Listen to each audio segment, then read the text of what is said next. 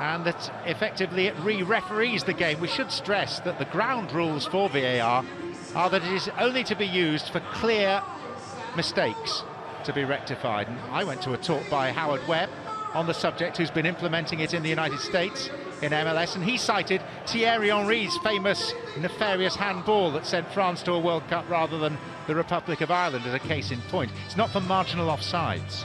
No, that was a very clear one, but as I said, I have seen one or two decisions in European football, most notably the Bundesliga, where a penalty decision was given by the referee on field, and then he was actually one or two players that made the sign for him to go and consult the VAR booth, if you like. They certainly weren't booked, and the decision was overturned, which, as I said, was slightly disappointing. Lots of pressure on everybody. I would like to see it executed as it is in the NFL, with everybody connected with the game actually on site at the actual ground. Away we go. Brighton in their familiar blue and white stripes, getting the 96th running of this particular so-called M23 derby underway. So named because that's the stretch of motorway that connects South London and the Sussex coast.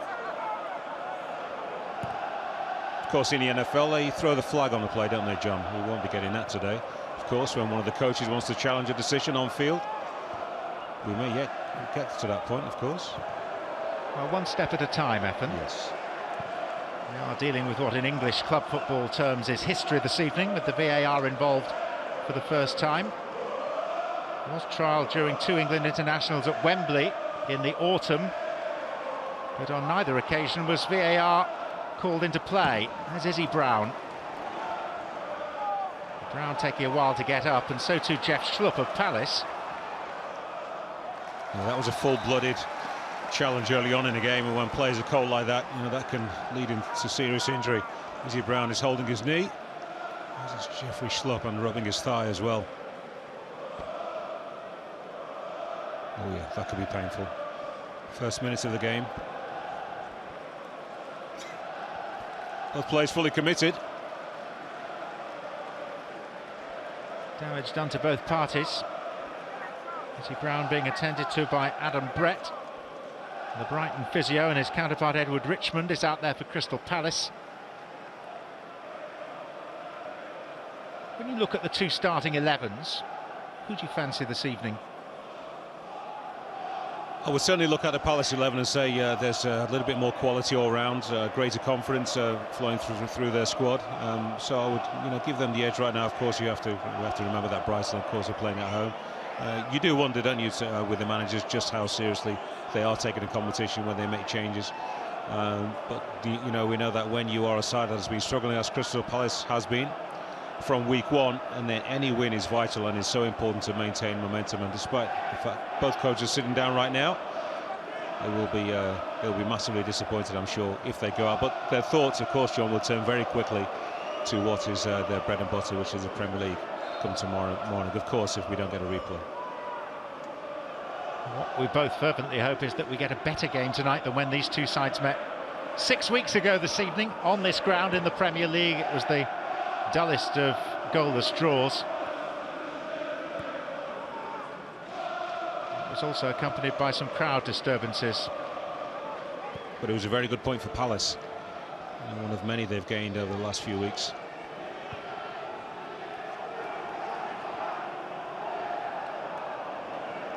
It's Connor Goldson. Scalotto, Argentine-born Italian international fullback.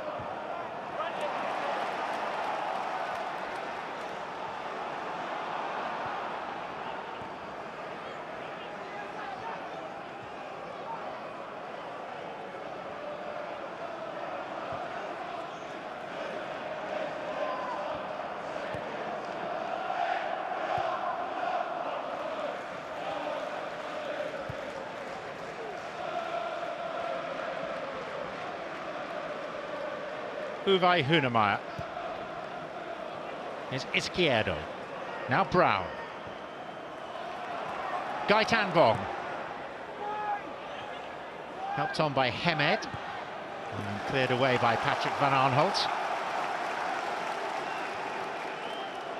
And the attitude of the head coach and the rest of the coaching staff throughout the week is very important, because that transmits so much to the players. But it's very much a free hit with so much at stake financially in the Premier League.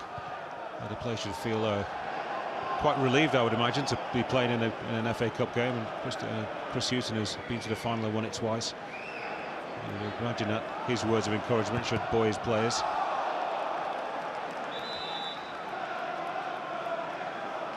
Well, Izzy Brown did try to soldier on after that early coming together with Schlupp. Looks like he's about to succumb. He didn't look good when he first went down, John. He was, had a couple of little anxious looks towards the bench. Now, this kind of block tackle is extremely painful. I mean, in another 10 or 15 minutes' time, this probably turns out to be absolutely nothing. But first minute of the game, both players still cold, no matter what you've done in the warm-up. Yes, the ankle that seems to take most of the force, but more often than not, it's the knee. Well, Sam Baldock is going to be called upon by Chris Hughton to replace Izzy Brown, who is only just back from injury. And this will be Baldock's first appearance of the season. He's been out with a calf problem up to this point. Just getting a few instructions there from assistant manager Paul Trollope.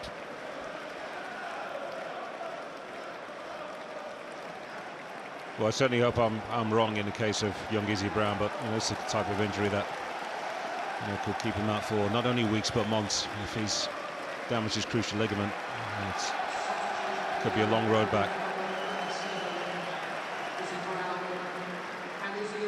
Well, Baldock is a popular figure here. In his fourth season, he's scored his share of goals since joining from Bristol City. This is Hemed. Kayal. Bong.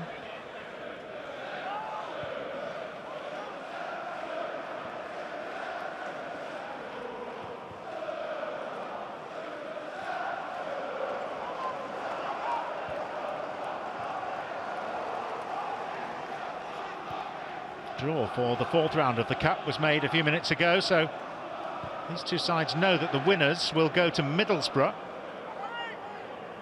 The next stage, just under 3 weeks from now.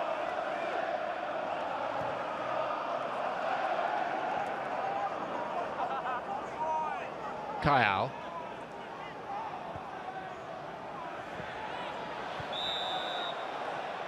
Offside.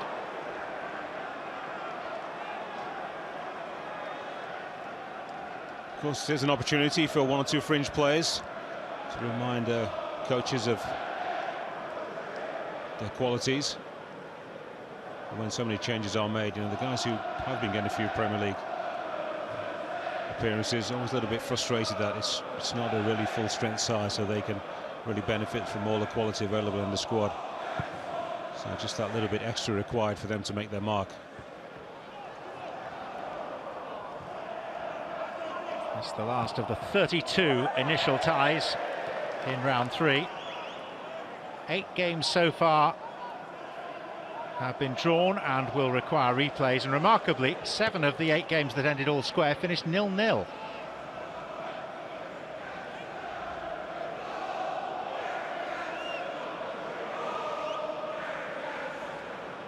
That's quite unusual for FA Cup third round, isn't it, John? You get a feast of goals. We've had one or two upsets, which we always get, which is great to see, isn't it? Keep the competition alive. Hemed. Stevens. Here's Bong. Solly March. Should have done better.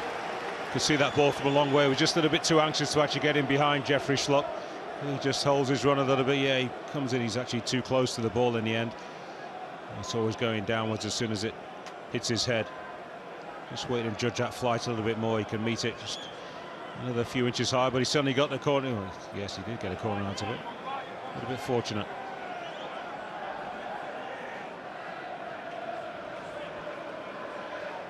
March with the delivery.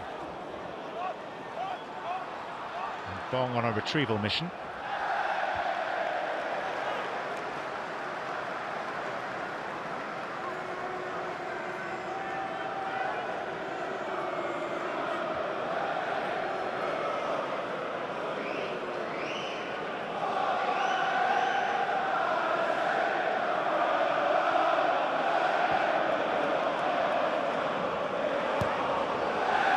Some optimistic range by Tom Ahmed.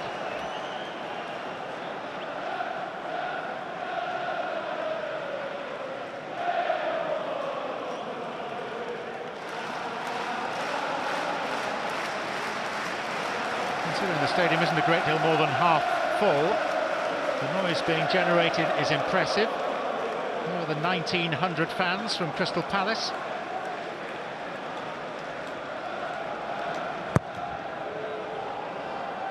Amongst the best sets of fans in the country, no doubt about it, Crystal Palace, especially the away fans. Transport that Selhurst mania pretty well. Hamed.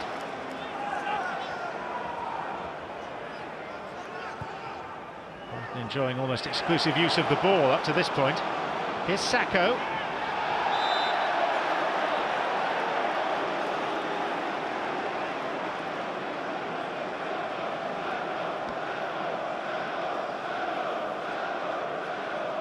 It's when you're struggling and you seem to have an isolated striker, you can very often sort of accept that it's a sign that the team is playing with no confidence, very little. You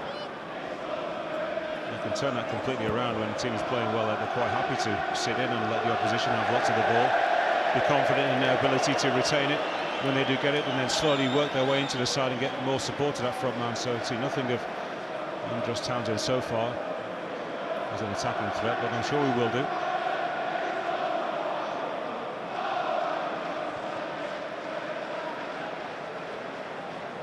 Difficult for Sakho because he's really not used to playing up front, certainly not on his own anyway. He's like to play from his more favoured wide position.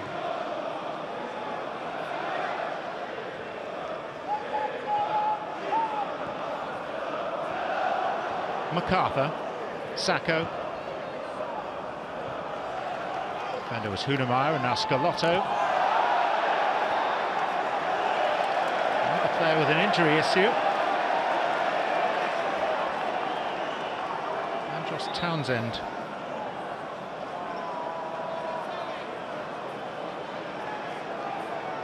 Scalotto delayed on the ball. I don't think he was actually looking for the free kick. Andre Mariner didn't quite give it straight away. Well, Jeffrey Schluppler's now gone down again, so maybe he's still feeling the after effects of that early seconds in the game collision. Already Pap Soirée is getting ready to come on.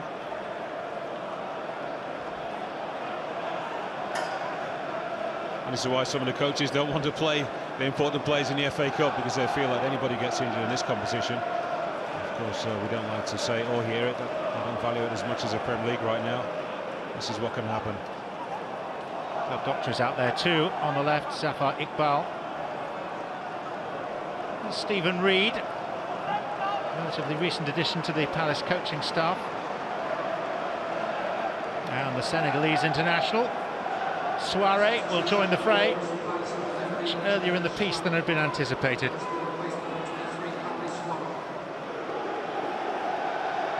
Well, good to see him back after his horrific injury. Off the field, terrible car accident, so nice to see that he's actually been back training for a while, but of course first team action is a true test of how he's recovered.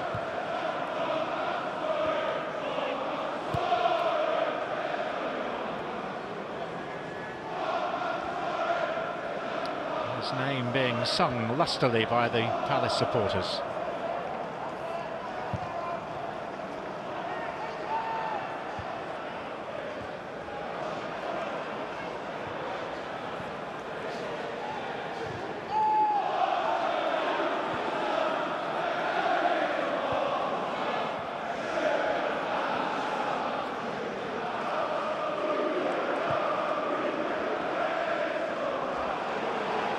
Bakary Sakho.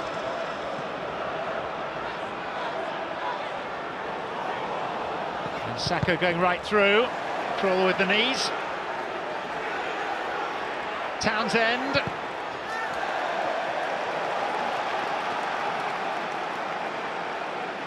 That's good play from Sakho. Every time a defender gets too close, either Hunemeyer or Galton, and you don't connect with the ball, this is what can happen. This guy will run away from you. Then shapes to come inside on his favoured left foot. Does well at his end, actually looking for the goal, I think, instead of maybe trying to look to pick out a teammate. This is the end of the attack. Andres Townsend comes back onto his off the shoulder. That's a good block. Purely for handball, but not going to get that one, VAR or not.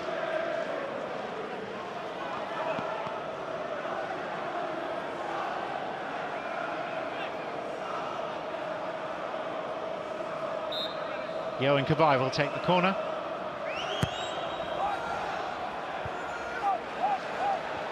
Baldock. Soiree.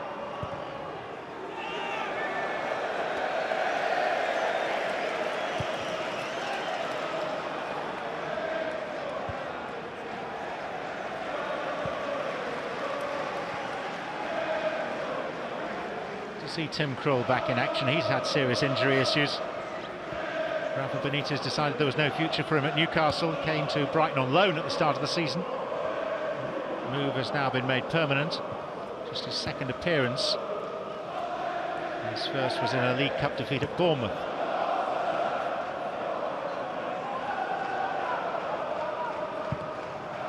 Yes, an equality competition for places in every position. March. Izquierdo. Hemed back to March.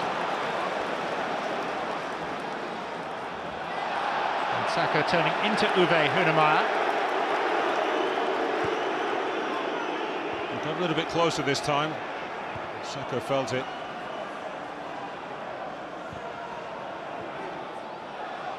Riedewald.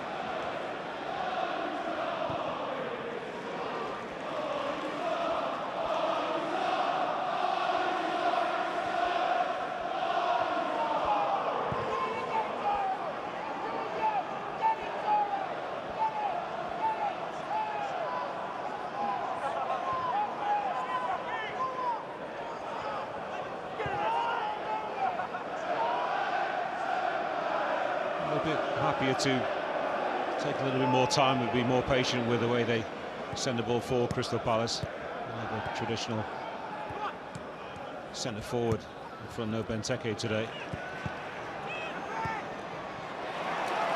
Izquierdo. Very lively here against Bournemouth a week ago. And it's a Brighton corner. Yes, I agree, John, he did play well, but he also missed a glorious opportunity to actually make the game 3-1, and it would have made it so much more difficult for Bournemouth to get back on level terms. As soon as he missed that chance, I just felt that Bournemouth, who actually finished quite strong physically as they had done in their previous match against Everton, I believe it was, they were always good for their points. So it's an opportunity missed to really take a firm grip on the game. March. Hemed.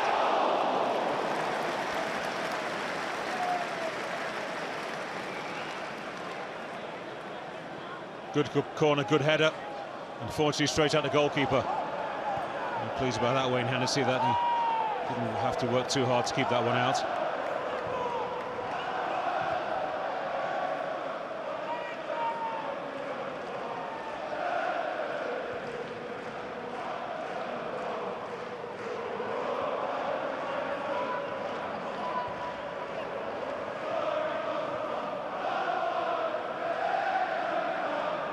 That's very deep for Yohan Cabaye to be pulling any strings as well as he passes the ball.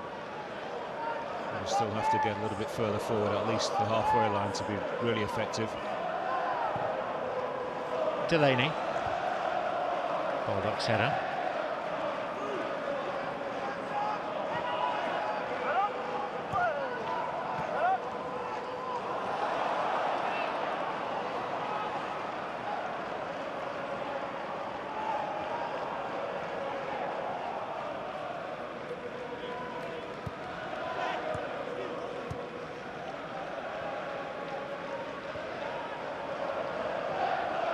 MacArthur. Soiree.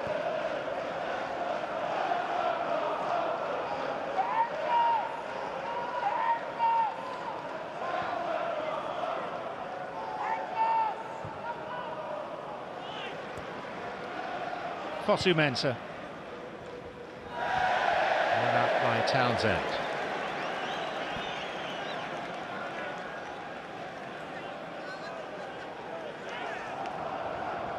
21st FA Cup toe of Roy Hodgson's managerial career. He's lost just 4. In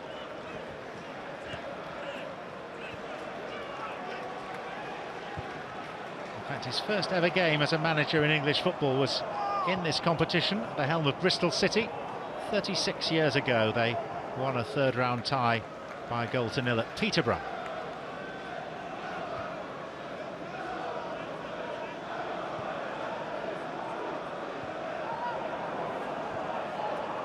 Connor Goldson. Hamed.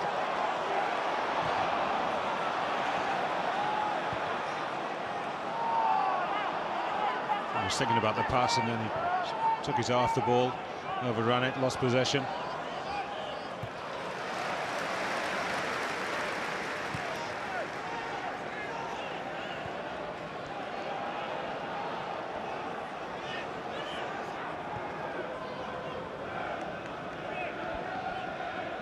Not quite the urgency or the energy that you would expect from a derby in inverted commas, is it, John, so far? Waiting for one or two incidents to really ignite everybody on the field, and sometimes it's a crowd that can get you going, and other times the players will need to bring the crowd into it.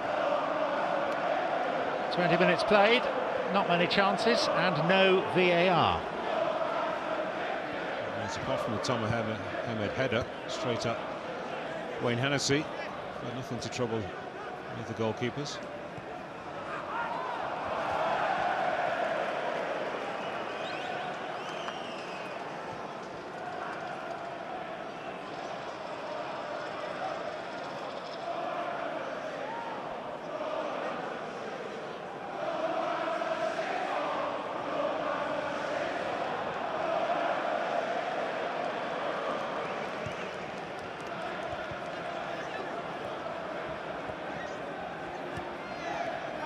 Sacco. Hunamar. Hamed. This is Dale Stephens.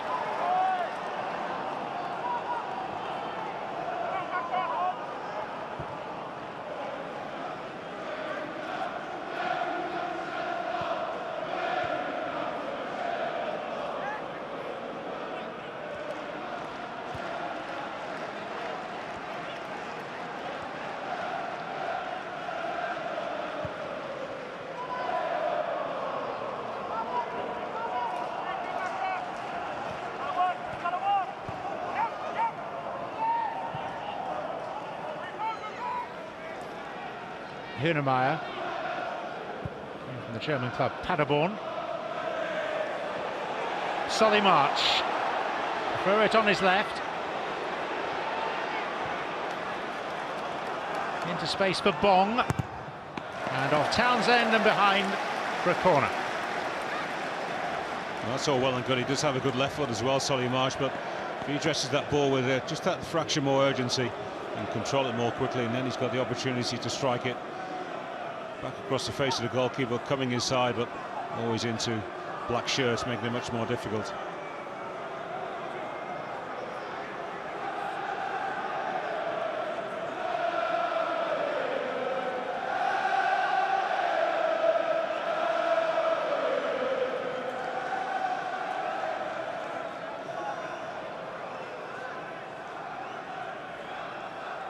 March.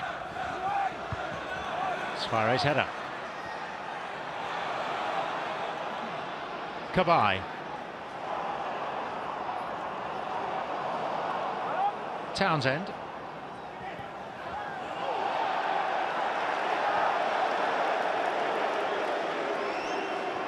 Never quite had that breakaway under control, did they, from the moment Jan Cabai was able to turn a Brighton defender just outside the box. He was at full stretch, as was Suarez. And similarly, Andros Townsend.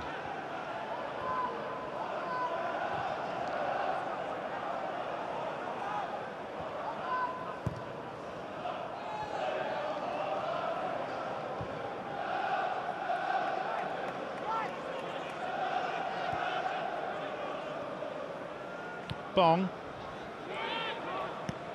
And Suarez.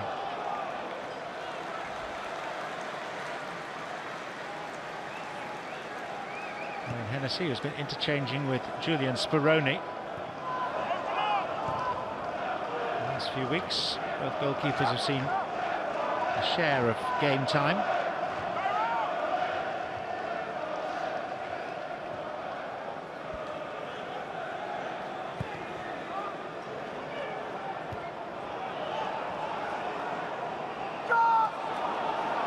Baldock. Scalotto.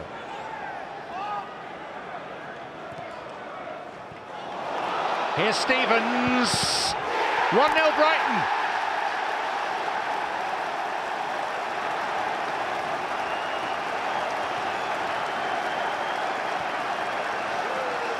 Through the goalkeeper. And Dale Stevens with his first goal of the season.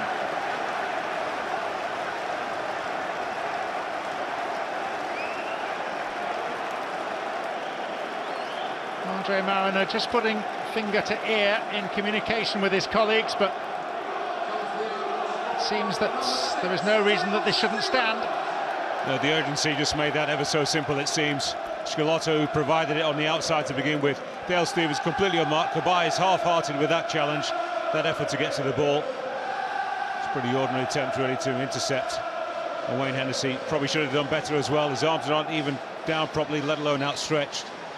Chris Hughton relieved, happy of course that his side have broken the deadlock.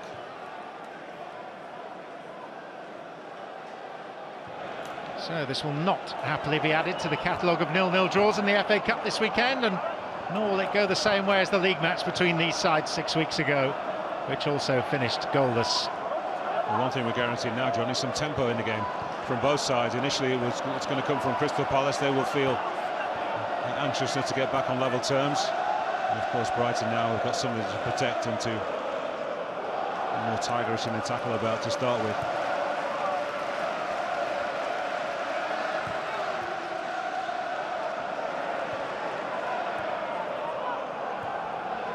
It's amazing, look how the tempo of the game Palace's passing has increased in 30-40 seconds. Van Aanholt's, Sacco, MacArthur, Fosu Mensah.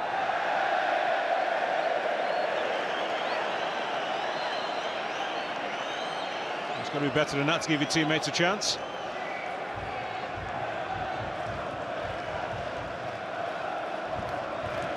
Ray Lewington alongside Roy Hodgson on the bench, long-time team.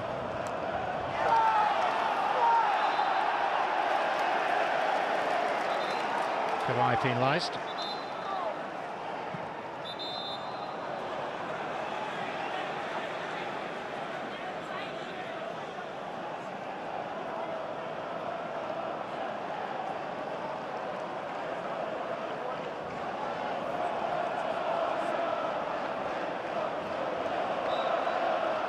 He was always going to ground was Beram Kayal, but there was a little tuck back from Yohan Cabaye.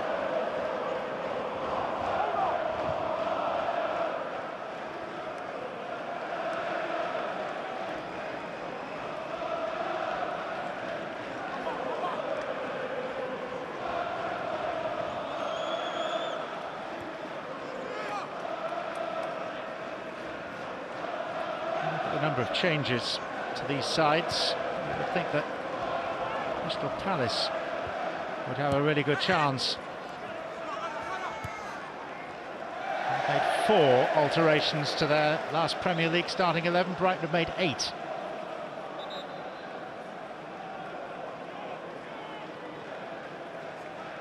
Scoreline tells a different story. As of course the more changes you make, generally then you get a little bit of less familiarity with the cohesion with the players on the field. It can take some 45-60 minutes sometimes before everybody feels as comfortable with themselves to really play as well as you expect them to or can do.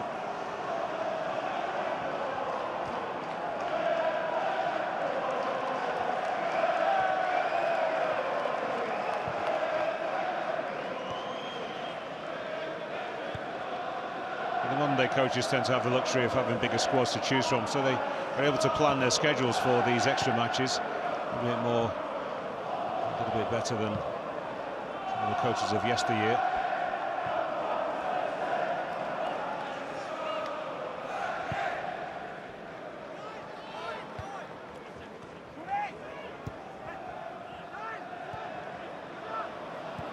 Riedewald, Sacco, MacArthur, Van Aanholt.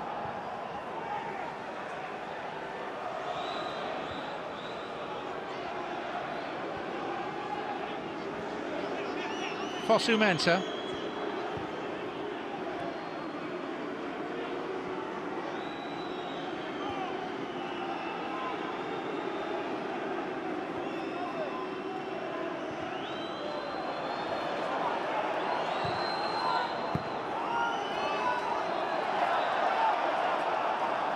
Free kick.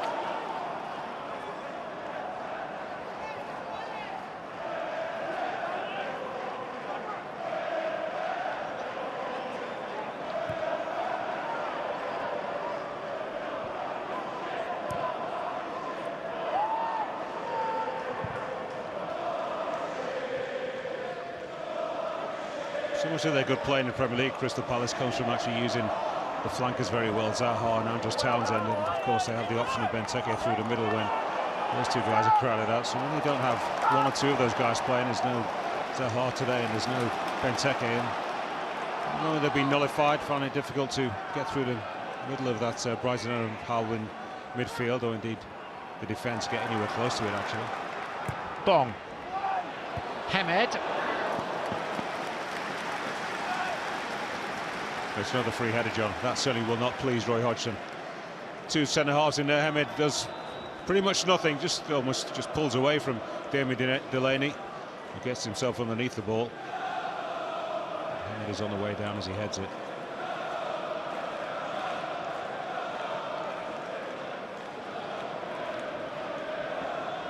Amex Stadium, Brighton's home of the last 7 seasons. Quite a contrast to what went before there. Temporary staging posts, first at Gillingham for 2 years and then for 12 seasons at a local athletic stadium at Withdean. Prior to that, they had a very engaging home ground, the Goldstone. 95 years they were based there.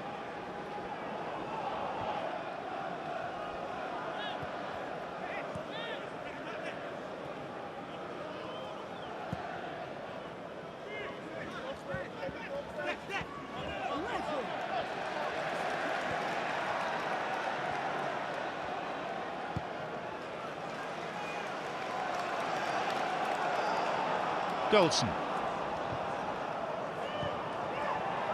March. Scalotto. We've had the return, Solly March.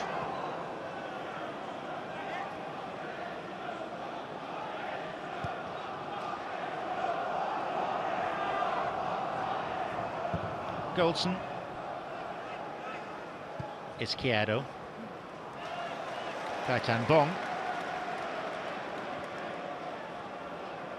Kayal.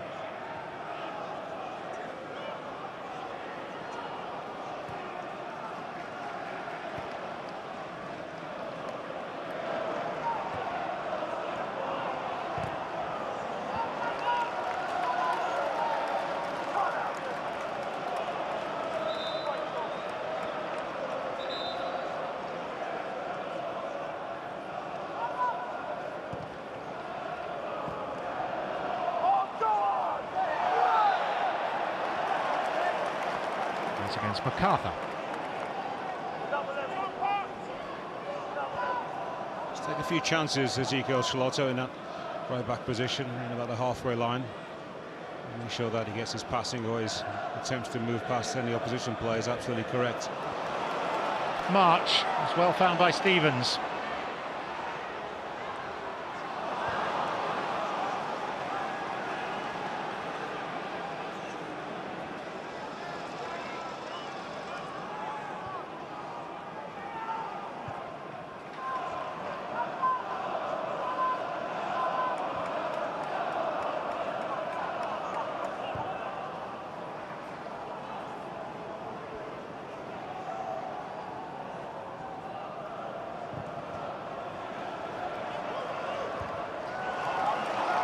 Scalotto.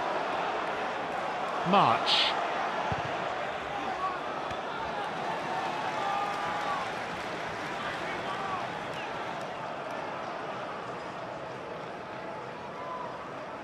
Fosu Mensah.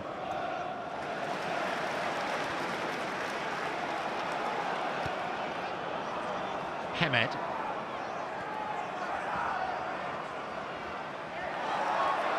Izquierdo. Hemed. Oh, so close to it, and the ball was fired in. Hemed was actually way beyond the near post. Surprised he actually got so close to his teammates. Absolutely no chance for him to adjust his body and control that ball. As well to Rob Martin Kelly. Izquierdo. Yes, Hemed has cleared the post. 4 or 5 yards. Certainly put in a shift so far.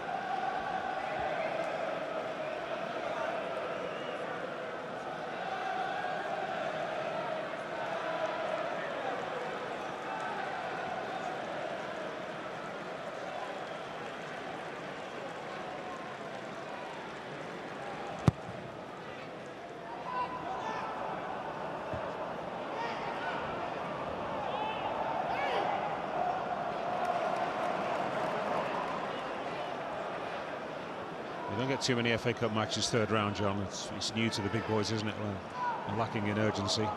This is certainly one. I don't know what you think. I'm a great believer that I'd like to see these fixtures for the Premier League sides to be drawn against lower opposition, maybe teams from League Two downwards, and play all third round matches for those big boys away from home. I think that would generate a lot more interest, wouldn't it? It's excitement for everybody concerned.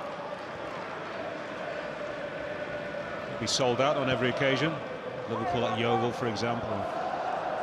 Manchester United playing Newport County. And of course, they're in the 4th round.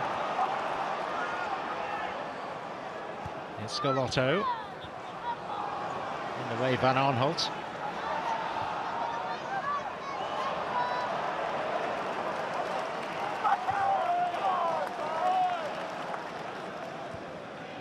This one's just that little bit flat, and we've not had the quality of football really to get the crowd truly engaged. Nothing brilliant, so perhaps we're waiting for 1 or 2 errors to really open up the game for us.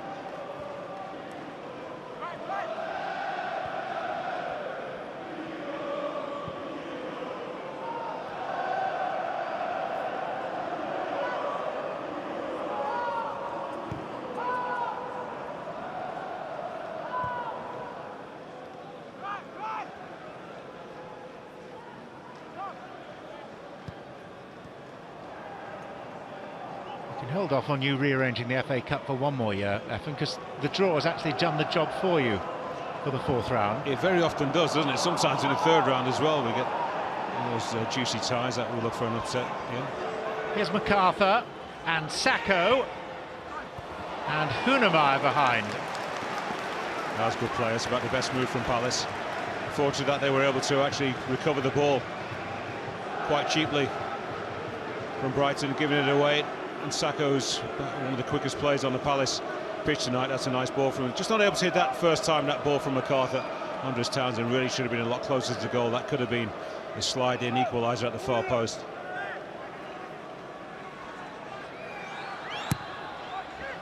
Riedewald challenging. It goes to Cabaye, who took the original kick. 4th round draw. Took place around about an hour ago. Has sent Manchester United to Yeovil and Tottenham to Newport County. This is Sacco. Winners of this will go to Middlesbrough.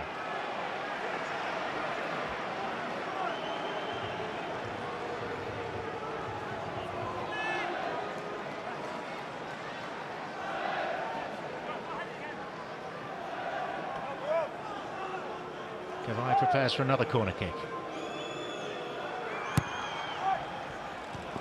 Delaney. This comes for Van Aanholt. He didn't mean that, Damien Delaney, otherwise he would have got his head on the ball and maybe scored a goal. Got there then, had no conviction at all with that leap really, or the attempted header.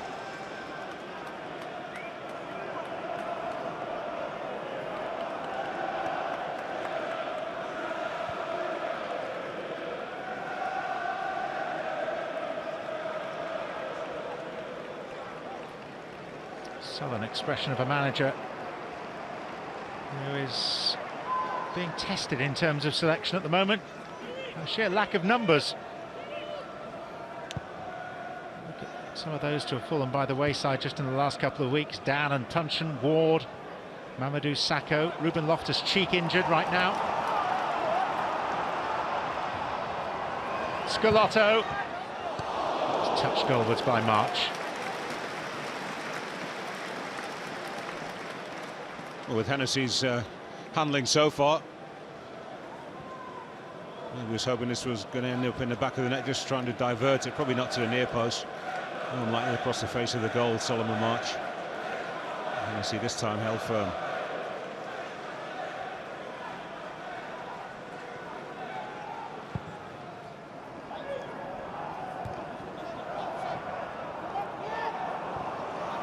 Van Arnholt. Taken in by Townsend, cleared by Goldson.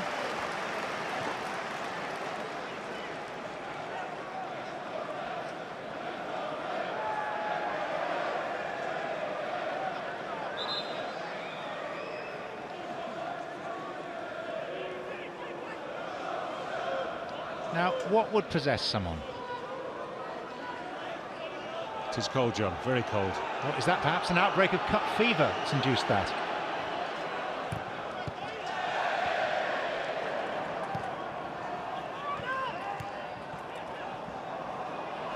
Hemed came off Kabai. Hemed sorts it out for Bong.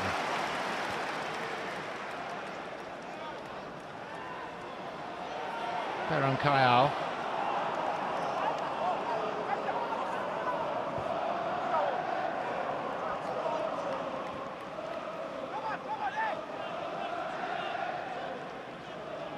Early goal. First in more than a year scored by Dale Stephens.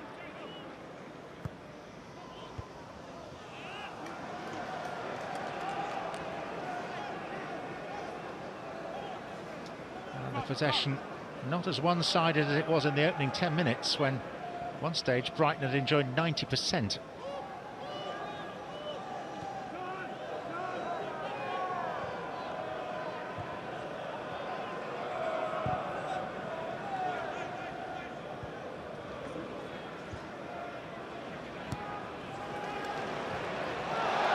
Scalotto caught by Van Arnholt. He's expecting a challenge, Scalotto, and let's see the replay. I don't think there was that much contact, actually. Yeah, it's minimal.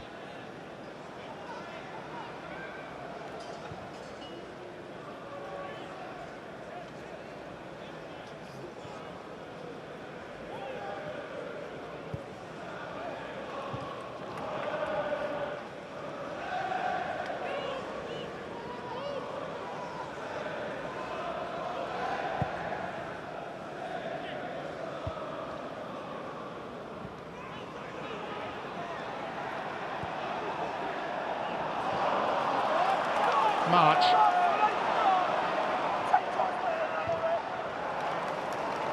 Izquierdo.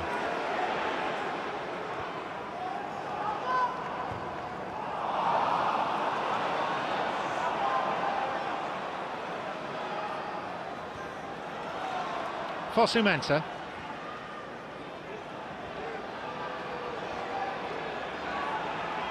MacArthur. Now Riedewald.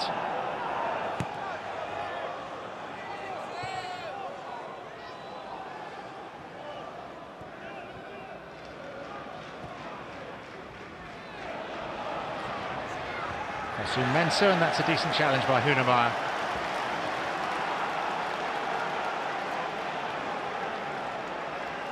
A committed challenge. He came a long way out of that central position that he occupies. Timed it well.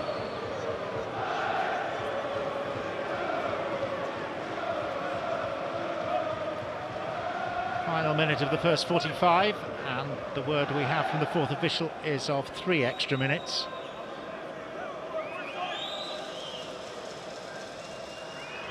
Kabai. Hoisted many a mile by Izquierdo.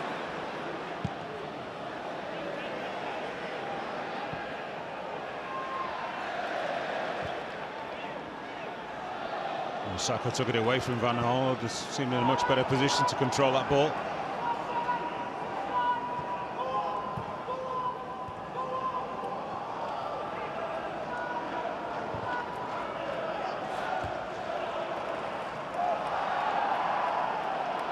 Martin Kelly.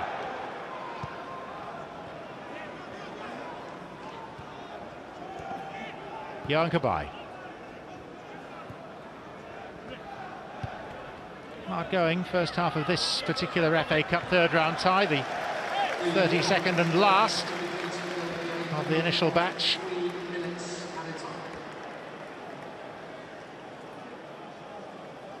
This is supposed to be an historic evening with the availability of VAR for the first time in a competitive English club game, but no real need for it so far for Andre Mariner. VAR, just to remind you, sitting nearly 70 miles away in a television studio in Uxbridge, West London.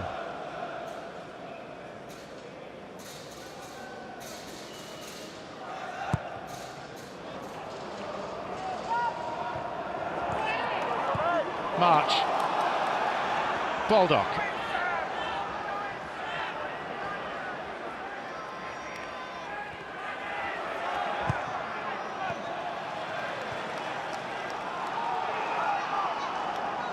Riedewald. Both sides lost players to injury early. Izzy Brown for Brighton, Jeff Schlupp after coming together in the opening minute. Schlupp of Palace. Yeah, I certainly hope that the injury to both those players, the same challenge, is minor and we see them back quite soon. Roger looks as if he'd rather be somewhere else right now. Certainly inside the dressing room to begin with, to give his players half-time pep talk. I know he'll be demanding more of his players. The supporters have travelled a little bit of a distance, not huge, from South London, but more than far enough for them to deserve a much better performance second half from Crystal Palace. And indeed Chris Hughton, I'm sure, will be saying the same to his players. That yes, of course, our bread and butter is not today, it's not the Premier League, but let's go as far as we can in this competition. Brighton at West Brom on Saturday in the Premier League. Crystal Palace home to Burnley. Important spell coming up for the Seagulls. 5 of their next 6 league games are against teams below them in the table.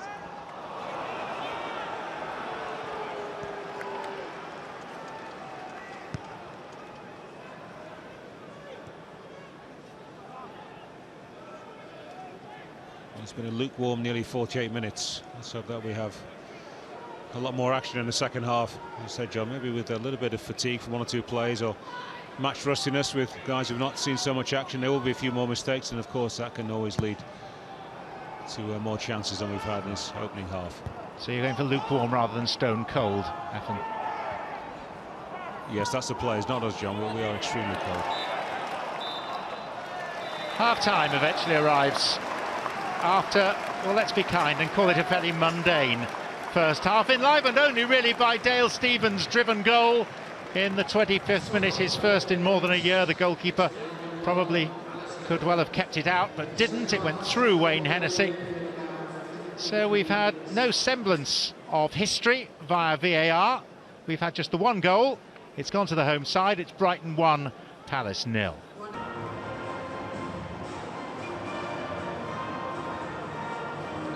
And the chorus of good old Sussex by the Sea fades away. And the game takes over again, and we hope for a more entertaining second half. Yes, we got a goal, but there weren't many other opportunities. There wasn't much by way of spirit of adventure from either side. Brighton had more of the possession, probably deserved their lead, but there wasn't too much more to say about proceedings than that. And to underline that half-time substitution, Sule Kaikai taking the place of Andros Townsend. Here's Solly March for Brighton, who are in the blue and white. Ezekiel Scalotto. March once again. Bong. Beram Kayal. Sam Baldock. And the first time hit by March, but he got horribly underneath. Well, he wanted a ball, Solly March. It was a nice big shout to Tom Mohamed, who does well to leave this ball. Nice good link-up play. And he just gets his connection completely wrong.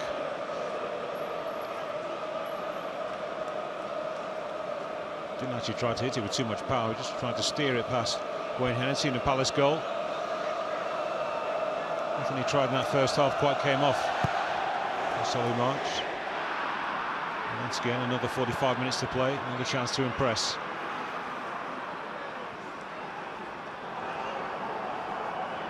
Fosu Mensah. Cabaye. MacArthur.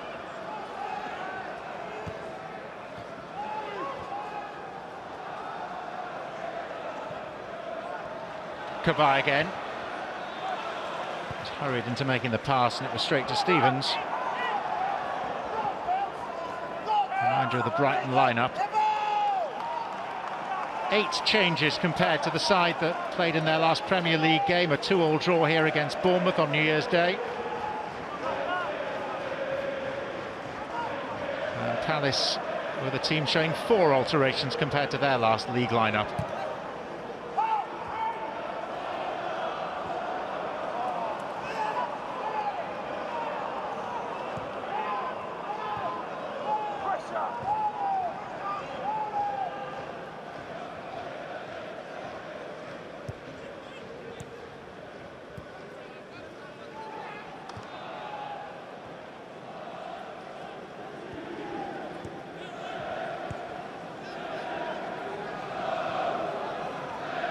Palace, the beaten finalists in the FA Cup the season before last. Brighton's high spot in FA Cup history.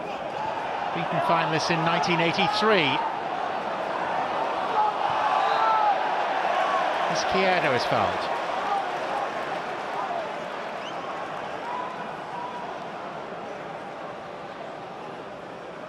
He's a difficult guy to stop when he gets in full motion, Izquierdo.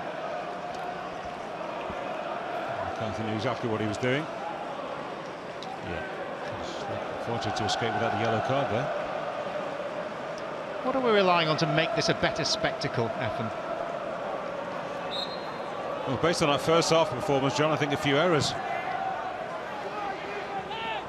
Talk about the number of changes that you have, 4 or 5 or 7 or 8, and any kind of balance and rhythm that you've seen in the preceding League Cup matches, that can just completely disappear. Chris Hughton will be well aware of that top-class former player as he was. He's been in the management game, of course, long enough to realise it's always a gamble, but the priority is to make sure they get enough points on a weekly basis, and this is an unwelcome distraction, it seems, unfortunately, for all the top-class managers right now. Of course, we do hope there's going to be a little bit of brilliance from 1 or 2 players. Yeah, that's not a pretty challenge at all, is it? Andrew Miner is generous not to produce the first yellow of the game so far. Nearly 50 minutes played, and nothing sinister really. That opening challenge we had between Jeffrey Schlupp and Isaiah Brown was a committed challenge from both players. Unfortunately, they've both gone off injured as a result, but nothing really for him to be overly concerned about in terms of discipline.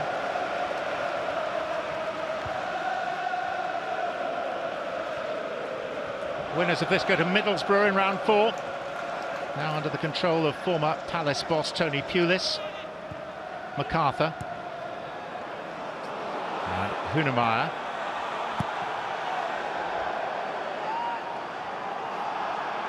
And this is Bond. Brighton solid at home, just 1 defeat in their last 11 games on this ground. Yes, they won't get turned over too many times, I would imagine, between now and the end of the campaign in any competition. It's this in the league, of course. Liverpool came here and were convincing winners. As you mentioned, John, the run of matches against the teams in and around them will determine exactly where their future lies, whether it's here or back in the Championship next season.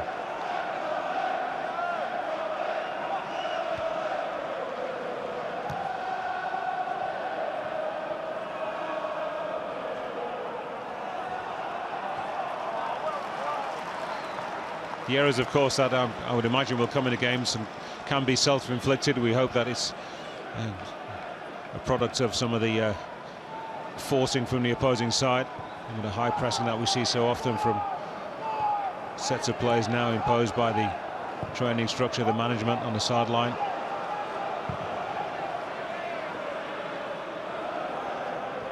And the determination of lots of more and more teams, it seems, to keep on playing out from the back, taking chances.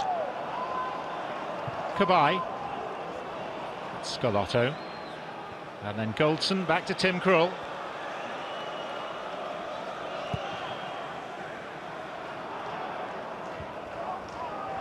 Palace have reached the fourth round at least in each of the last 4 seasons.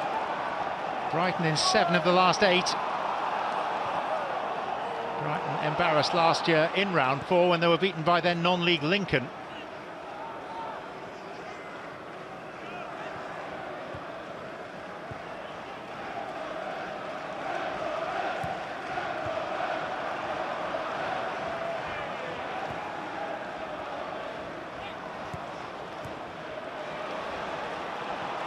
Cabaye, Sacco,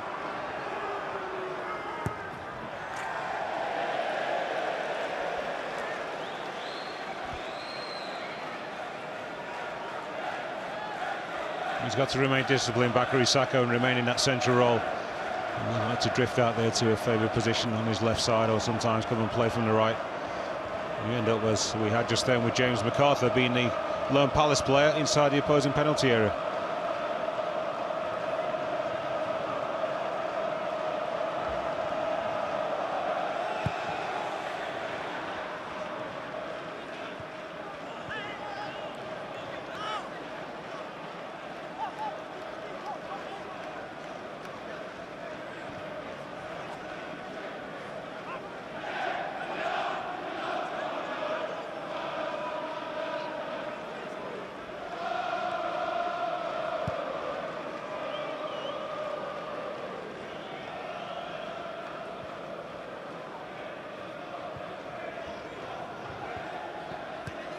Van Aanholt, Riedewald, and then Goldson.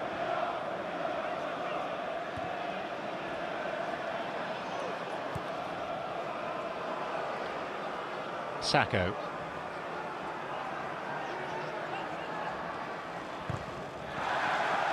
Corner of Scalotto.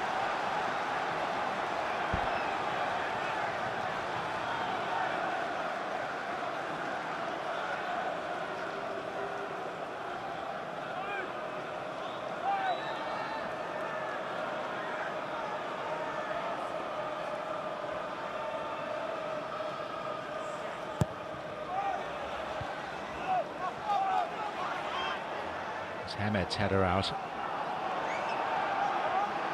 Fosu Mensah. Cabaye. Taken away from Kelly, it struck Hunemeyer. Cabaye goes in again and it's a goal kick.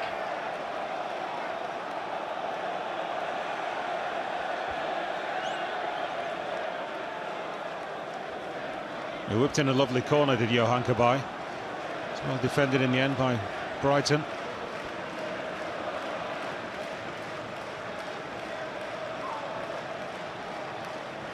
Those that are here doing their best to make the atmosphere something akin to that we normally expect when these two sides meet.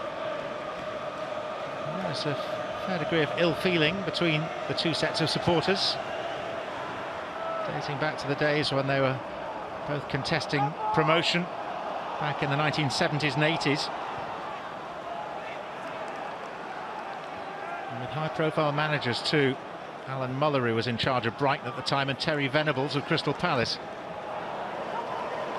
Here's Hamed. Bong. Had to tread on the ball.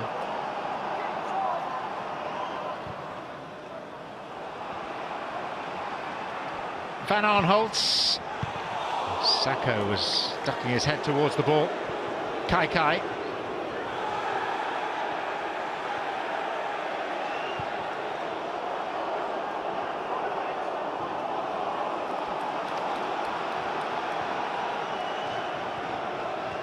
He did well to actually get onto the end of that ball, did Patrick Van Arnold. I thought the pass from Rudeveld was asking a lot of his teammates. And he got there, but put in a wonderful cross as well for Saka.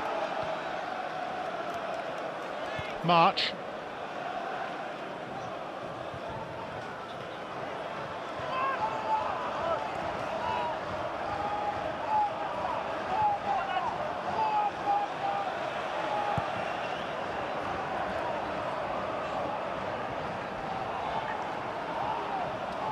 Shara Rudeveld came from Ajax for £8 million in the summer.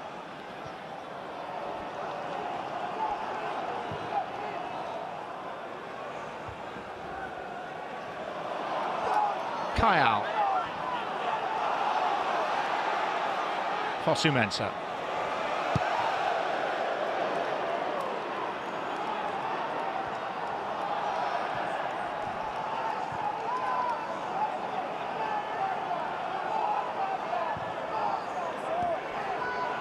There seems to be more energy in the game, John, certainly more frantic, but the quality of the passing was certainly not improved. Baldock.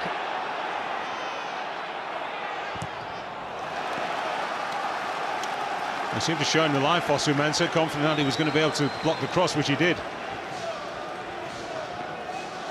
As if they were allowing him to sort of drift in there. Sam Baldock, the Palace defence, sure that the offside flag was going to come, it wasn't raised. And it gives him a lot of time, doesn't he? The on-loan Manchester United player.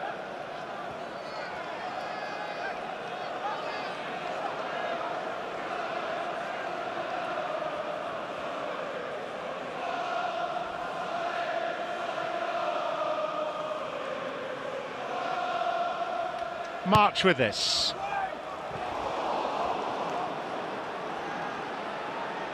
Two of them missed it, two Brighton players. Seem to get in each other's way. A blow to the head, so immediate attention, summoned by referee Mariner. For Tim Fosu Mensah.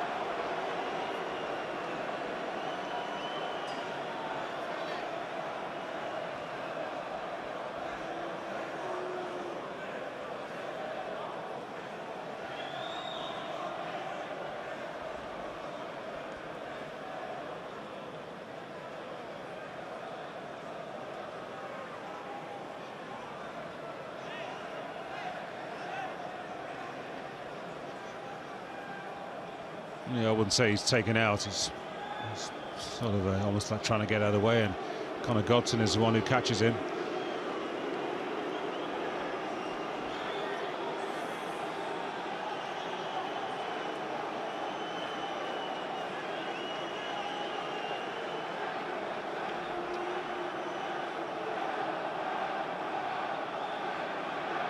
It's going to restart with a dropped ball. It will be uncontested, although orchestrated by the looks of it.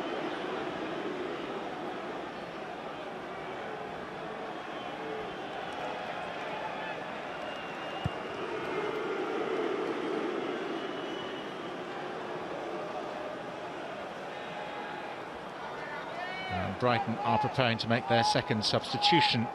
Davy Prupper, the Dutch midfielder, is going to come on in place of Dale Stephens, their goal scorer.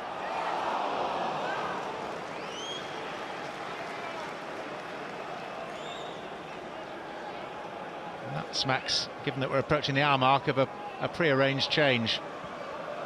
Yes, he's not. I don't think he's picked up an injury. Certainly not anything that we've been able to see, John. Decided that he was going to get around about an hour's football.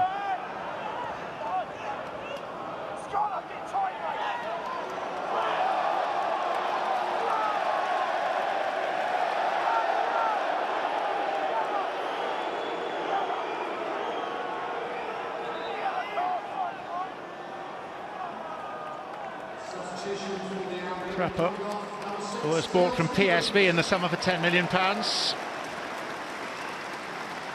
Dale Stephens' goal, the difference between these teams, and it arrived after 25 minutes. Yeah, it's a well-hit shot. Certainly was travelling. That deflection, which we weren't able to see, certainly I didn't see when the shot initially came in. Certainly not in real time, and indeed on the first replay, taking a deflection off Damon Delaney, just making it a bit more difficult for the goalkeeper, Wayne Hennessy. You feel as if it's been a good evening's work for him. despite the fact he's only played 60 minutes.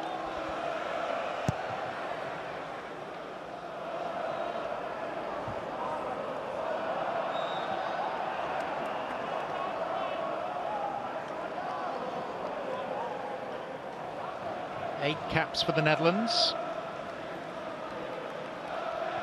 3 goals for his country, but yet to score for Brighton. Although if Izquierdo had played him in as he should have done against Bournemouth here a week ago, he'd have been off the mark. And Brighton would probably have won that game.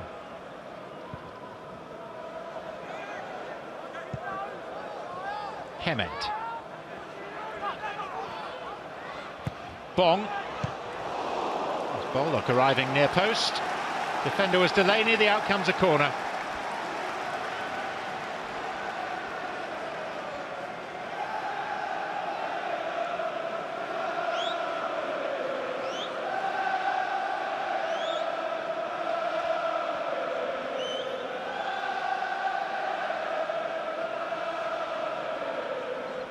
This is one interesting aspect of VAR. In the Premier League, you often see corners taken with the ball not in contact with the quadrant. The players have been warned that that is the sort of thing that VAR could look at if it led to a goal. Here's Scalotto. I think they could make that so much easier just by saying the ball has to be on the white line or inside. You wouldn't need anybody to argue about anything then. It must be fully on the line or inside. Whereas the current law just says touching.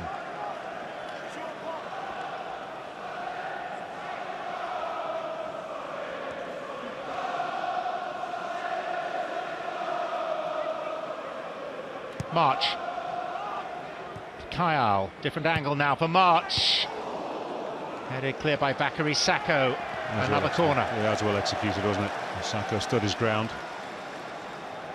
Didn't get drawn out. The ball had gone towards the edge of the area, then gone back a few metres.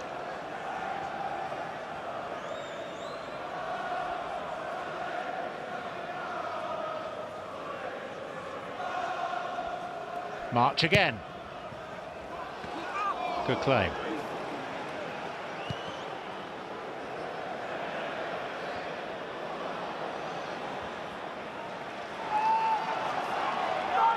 Izquierdo.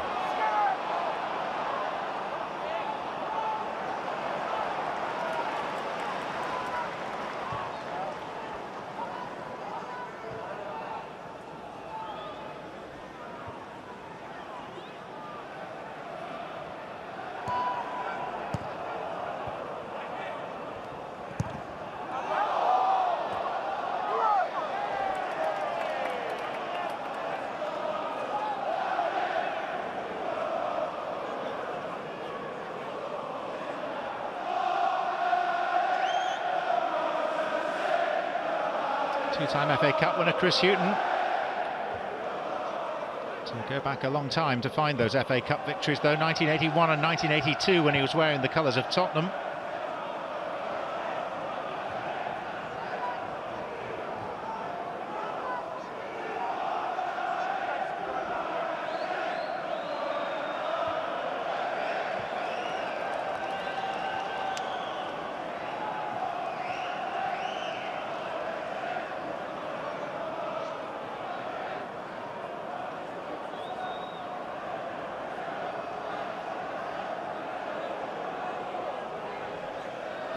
Baldock. Fosu Mensah. Izquierdo. Kyle. Scalotto. It's up against Soiree, and he gets a corner.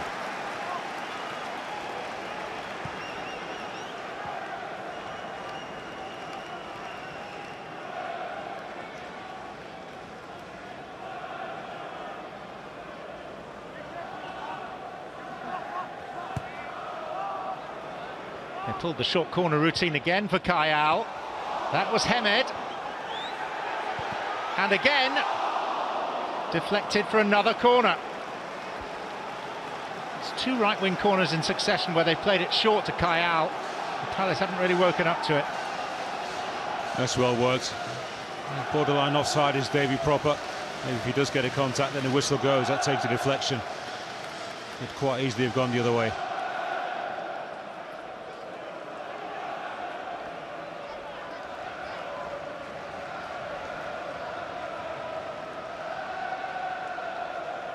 March.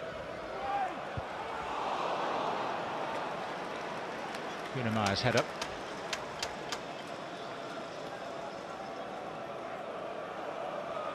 Apart from the early effort in the game actually from Tomer Hemed, they've not had a clean contact in the Palace area. Won lots of balls, indeed a few second balls as well when they bounced down on the floor in particular, but not really been able to test Wayne Hennessy.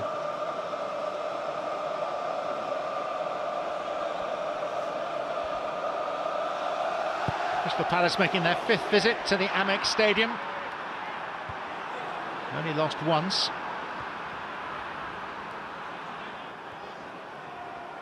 Right, they've been here since 2011. It's Baldock. Stooping was Fosu Mensah. Away on the volley by Soare.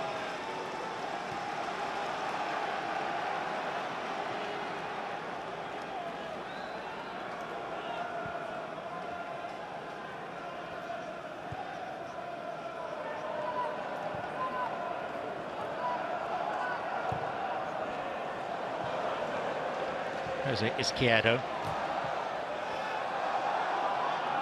Martin Kelly.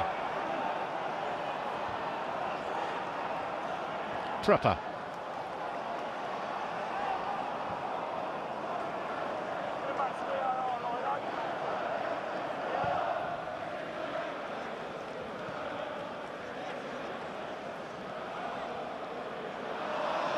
Lost by Scalotto to MacArthur. Sacco.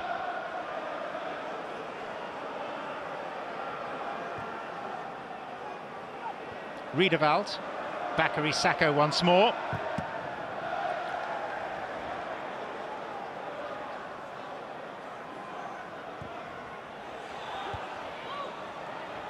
Van Arnholt. Soare.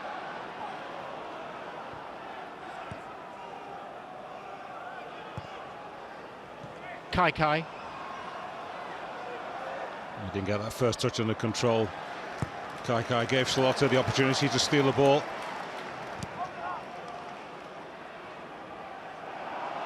Sacco.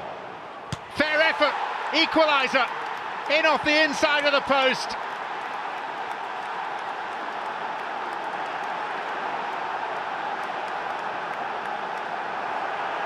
Crisp and clean.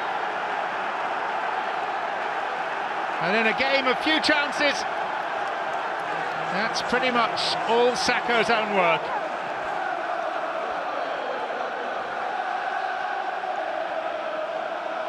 Well, that's a bolt out to the blue. From absolutely nothing that Palace have created, not even looked like creating anything. Sacco on his right foot, that's an absolute rifle. Just powers it past past goalkeeper. He's got absolutely no chances, Tim Krul. When it comes to shooting, this boy really doesn't have a weaker side, actually. Only the more cultured part of his game comes from the left side on his left foot, but this one catches a little bit of a turf as well. It's moving away from the goalkeeper, making it so much more difficult. Absolutely perfect, in off the post.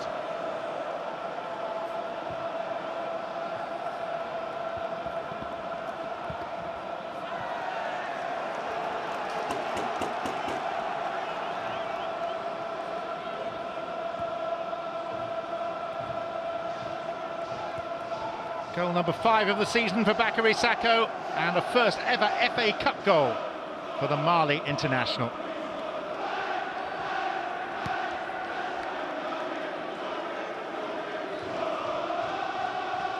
He's felt so much more comfortable ever since he's moved out to that far side. He's seen a lot more of the ball as well, and his movements, his understanding of the game seem to be much improved when he's out there. He's not having to play with his back to goal. Gets a bit more time as well to receive the ball. He doesn't have defenders always nipping at his heels immediately. Hemed. Rough and tumble with Riedewald.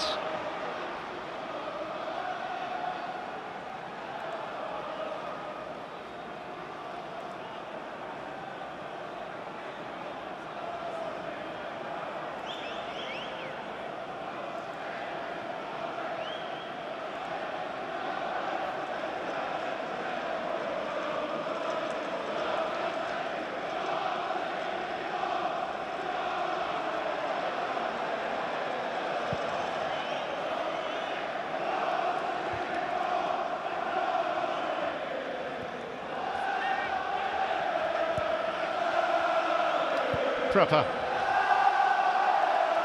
Bong.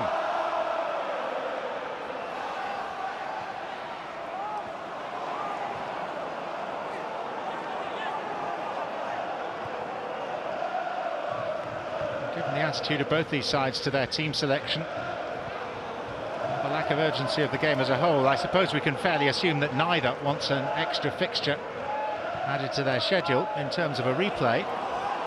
Here's Baldock. I agree, John, but will they be fully committed to try and get the equaliser? Of course, take a few chances. Sacco. Can Palace turn this on its head?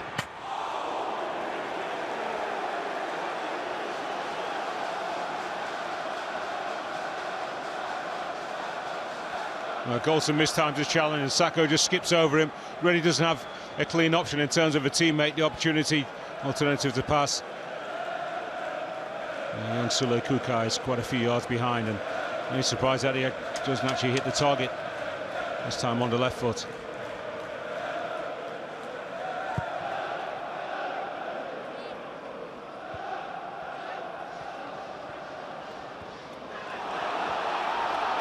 Here's March. Baldock!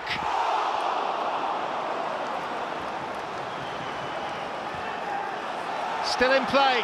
Palace need to wake up to that. March again. Easily away from Delaney. Kayal!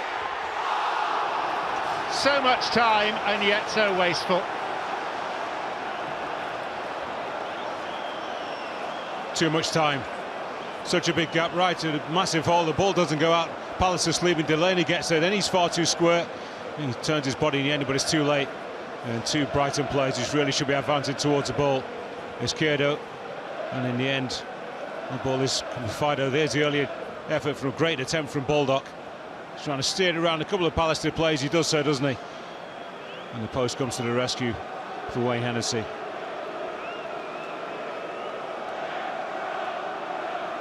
And too much time in the end, as you said, for Kayal.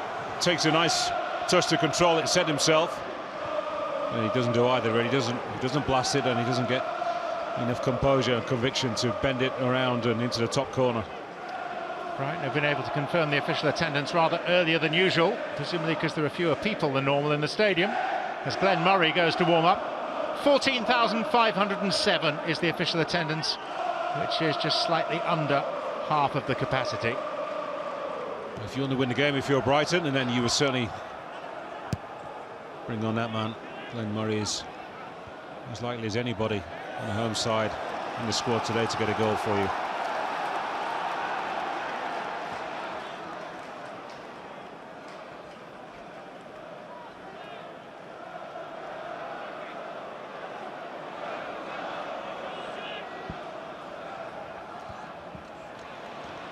March.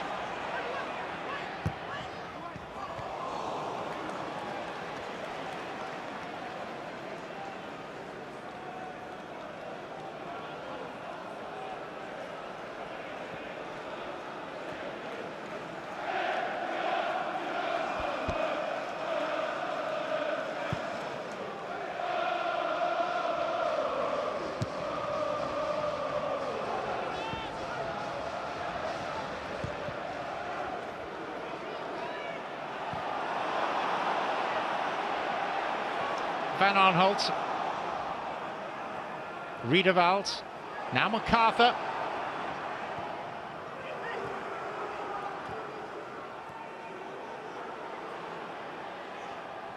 Van Aanholt, James MacArthur, and Van Aanholt.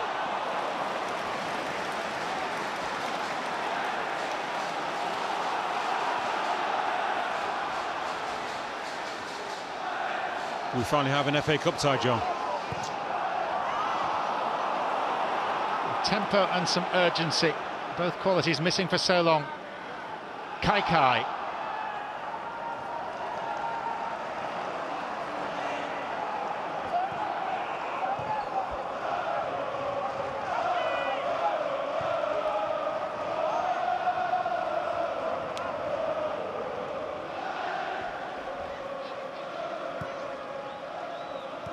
A quarter of an hour or so away from A 9th replay being required. 8 of the 31 ties already completed, ended all square, 7 of them 0-0.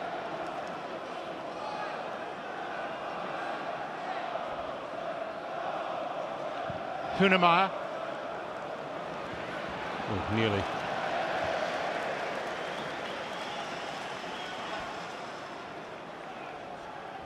Ronaldo was involved in this attack from the early stages, trying to play a quick 1-2 with James McCarthy. Got there in the end, wasn't it? Belatedly, through one or two Brighton players. And then he's just stumbling, he's got his back to goal. Not easy, of course, to turn and hit this ball. The edge just comes off his arm, it seems, and maybe certainly off the thigh. Sacco. Stormy equaliser from him. March.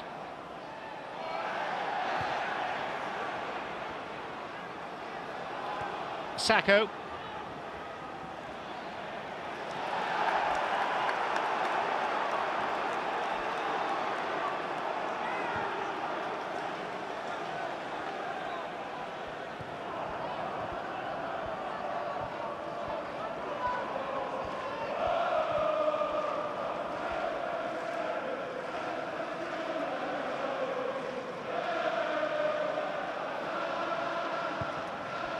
Glenn Murray will shortly replace Tomer Hemed.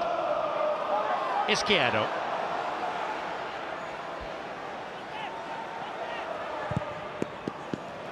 Scalotto. Fosu Mensah's header. And it was Prupper. And then Hemed.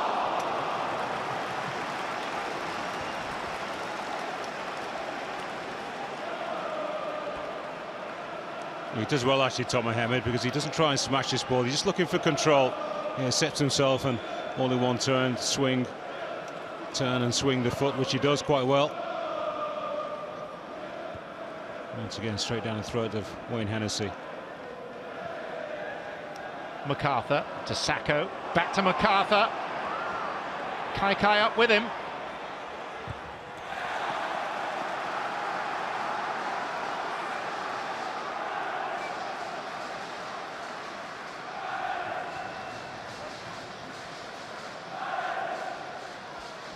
Stevens put Brighton into a first half lead. Sacco fired Palace level 10 minutes ago. Winners of this go to Middlesbrough in the 4th round.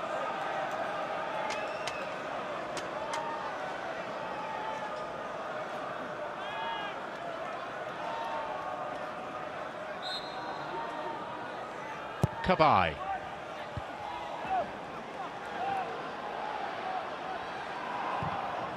Fosu Mensah.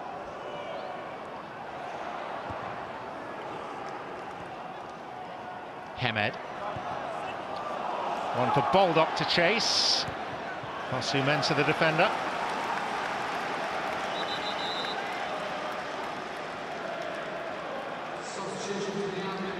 So here comes 34-year-old Glenn Murray. A Brighton hero, and for a while he had the same status at Palace. He's taken the place of Tomer Hemed.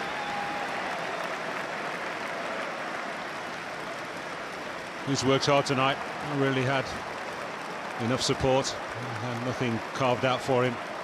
So put a good shift in defensively as well, and competent enough, and as I said, not quite with the support today. Glenn Murray will ruffle a few feathers, no doubt about that, in the remaining minutes of the field, and given half the chance, as well, as I said, he's one more capable of taking them.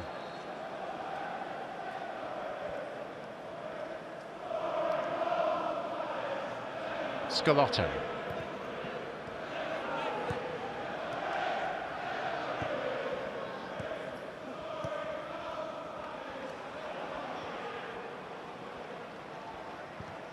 Kelly.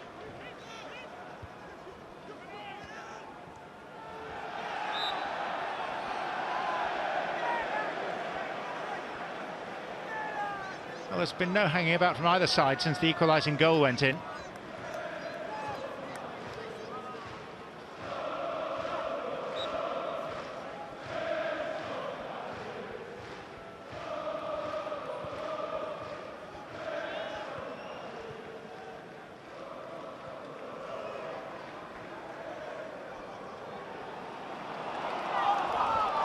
Kyle.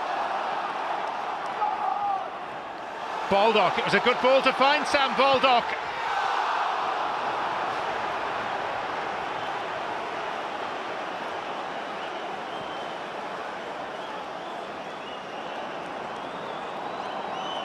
But he did the easy part, John, as so many players do.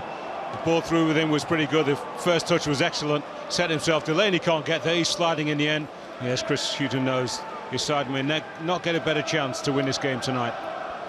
Ball got clean through. Blasts over the bar.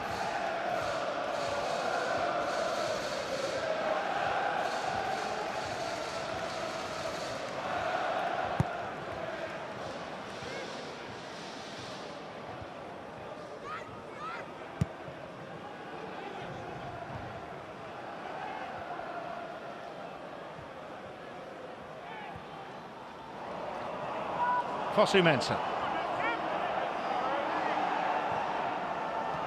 He tried to play advantage. He was tugged back by Murray. Izquierdo.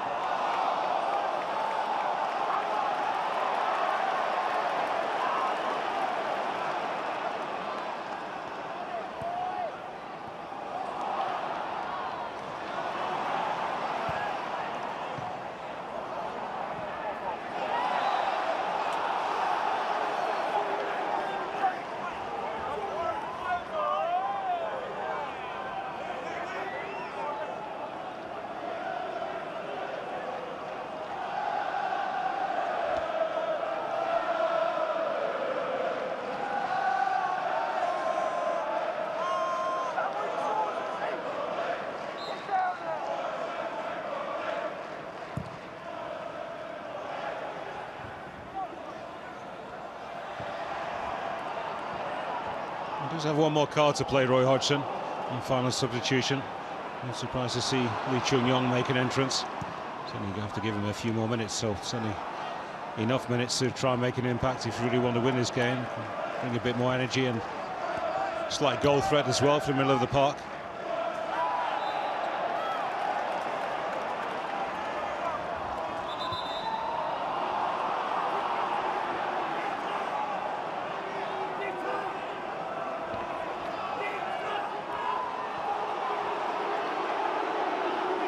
Precious little sympathy in the Brighton area for Tim Fosu Mensah.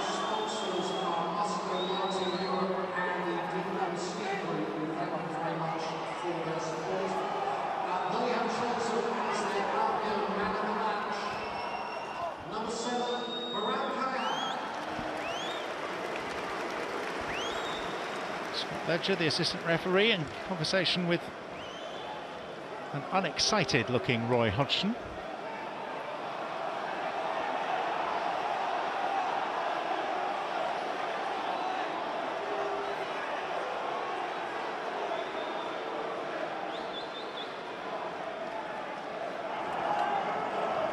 Solly march over this.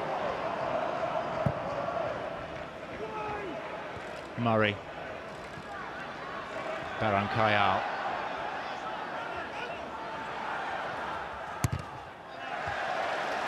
It's a Brighton corner.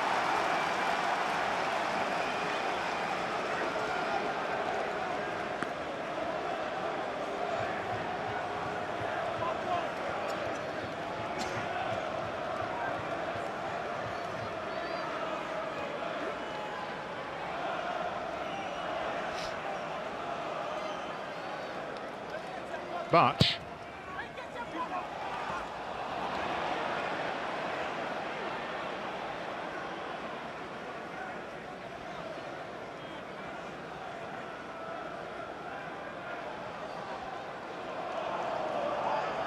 he's been a busy of the two keepers as Wayne Hennessy, but not too much to do in terms of shot stopping. Wiedewald losing out to March and then fouling him.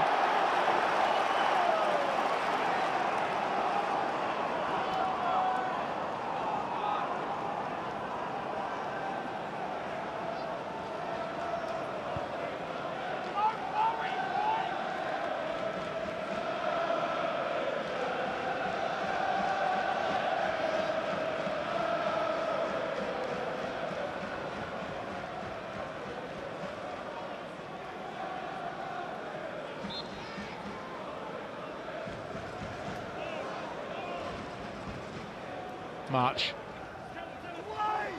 Hunemeyer. Oh, and it's crept all the way in.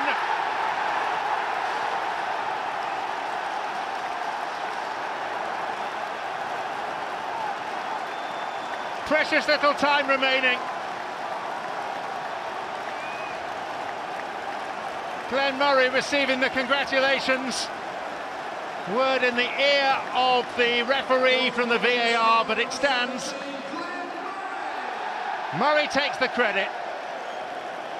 I'm not sure he gets a touch, John. Any striker worth his salt, if he had a touch, I know he's a former Palace player, there would have been some kind of celebration. Hunemeyer with a great header. Oh, it's difficult to say whether it just brushes off the chest of the substitute. I don't think he touches it. Might be a better angle. Oh, he does, off the knee. Off the knee, yeah. It's his goal. Certainly Glenn Murray's goal. Yeah, wasn't sure about it, was it, Chris Hughton? There's a hair on his knee, I think. Not much more than that. A very big one, John. That's a huge hair. Yeah, it's quite clearly his goal. Well, that makes it even more painful for Crystal Palace that it's someone who was such a contributor to their own success in the past. Riedewald goes into the book. First caution of the night. Yeah, he could have got it a few moments ago for bringing down Solly March, which actually led to the goal.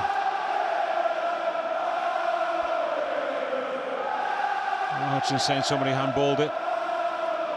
He must have missed that one. That's a great header from Hunemeyer. Where's the challenge? Kelly's closest. Nothing that the goalkeeper can do about that, Wayne Hennessy. And maybe that's why Roy Hodgson saying he handled it. Looks as if maybe from, well, he's a long way away, isn't he, the Crystal Palace manager? There's no way he can tell that there was a hand on that ball. I don't think there was, actually. And so slight, faint that everybody would have missed it. Get another look now. No, I don't think there's a touch on that. That ball doesn't change, does it, rotation-wise? What do you think, John? I didn't see a touch. Roy did. Well, the VAR didn't. And the VAR, like the referee, is always right. And once players restarted, of course, you can't go back anyway. So once they kicked off again, that was that. It's one of the few clean headers that they've won throughout the game, actually, Brighton. And I said that they were getting onto the second balls more than Crystal Palace. Glenn Murray does. His two players are marked from a Palace point of view, which is very disappointed defensively. And of course, so close to your goal, right inside a penalty area, 6-yard box in particular. And the margin for error is close to 0.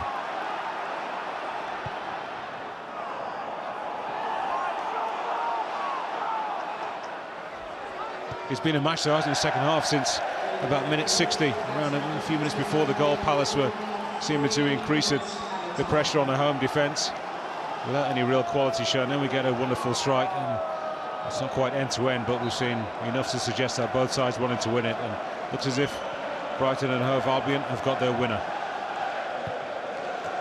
First of 3 additional minutes. And it's a goal from a former Palace player that separates the teams in Brighton's favour.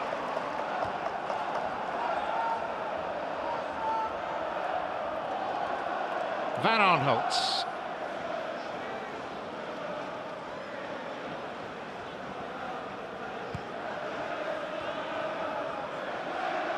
Long, prolific career for Glenn Murray, but just his 5th ever goal in the FA Cup.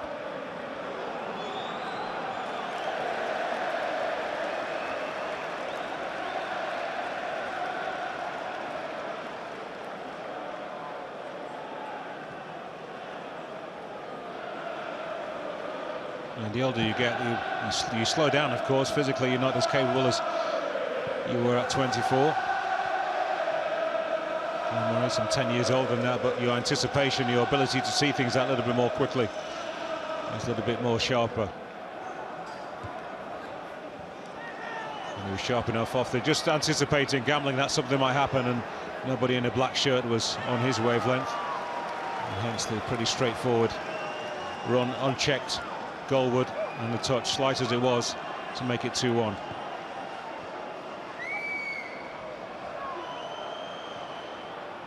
Kavai. Many of the supporters here face a nightmarish journey back. Here's Fosu Mensah, and Sacco, and Brighton breathe again. Last chance surely for Crystal Palace. He does well, Fosu Mensah. Lovely little dink over the goalkeeper as he's coming towards the near post. Super pass from Kavai. Keeps his composure, doesn't he, Fosu Mensah? Where's anybody in a Palace shirt coming in for what surely could have been a straightforward stab or tap into the goal? And then Sacco picks the ball up on the far side from the cross. He then stabs it, takes an awful bounce. There's still nobody from Palace has thrown himself goalward. And one of the reasons that so few have turned out, strikes by the local train company, and this is a stadium largely accessible by train. So the close proximity after so many expensive fixtures over Christmas. But those that have turned out have seen a good finish to a tie that took 70 minutes to get going. Ooh. That will be it. That is it. Brighton are through to round 4 of the Cup. For the 8th time in the last 9 seasons, they will go to Middlesbrough. And Chris Hughton's final substitution did the trick, sending on Glenn Murray with 9 minutes to play.